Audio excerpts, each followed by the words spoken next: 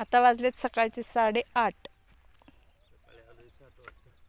7 वाजता आम्ही आलोय. आता त्या तिकडचं तेवढ्या रानात सगळीकडे पपई लावून झालेली आहे. इकडून इकडे थोड्याशा रानात लावायची राहिली आहे. पपईला दर चांगला आहे ना आता? ठीक आहे. तर आमचं चाललंय पपई सांदायचं. जिथं जिथं रोपं जळली आहेत तिथं रोपं लावायचे चाललेले आहेत. म्हणजे आपण पपई करून त्याच्यात आंतरपीक कांदा केलं. कांदा गेल्यानंतर आता कोबी फ्लावर केला. जिथं रोपं उगवली नाही तिथं आता रोपं सांगताय ना तुम्ही. असं मी तुमच्याशी बोलायला लागल्यावर माणसं मला म्हणतात बांधावचं शेतकरी आहे मी. येस, मी करू लागते काम. व्हिडिओ करताना मला प्रश्न विचारावे लागतात.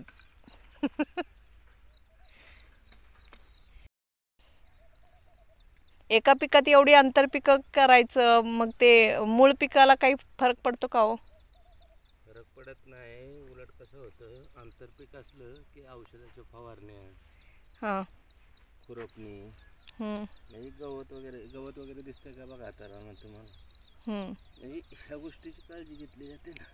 अच्छा. आणि फायदा होतो. 4 रुपये मिळून जातात. म्हणजे हे 9 महिने जोपर्यंत चालू होत नाही पपई, तोपर्यंत इन्कम सोर्स नाही ना दुसरा कुठला. मग ह्यातनं इन्कम होऊन जातो. 4 पैसे मिळून जातात. अच्छा. हां, म्हणून हे करायचं आंतरपीक.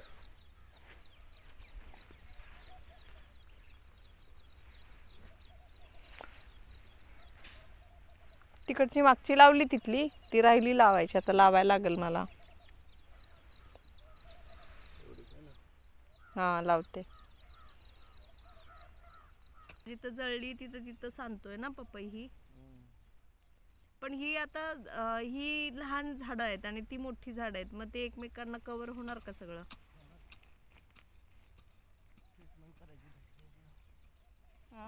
तर अशा पद्धतीने आमचं काम बराच वेळ चाललं होतं पपई लावायचं. पपई लावण्यामागचा उद्देश असा आहे की दुसरी बाग आमची संपत येईल आता. मग दुसरी बाग संपली की ही बाग चालू होण्यासाठी आम्ही दुसऱ्या रानात पण पपई लावलेली आहे.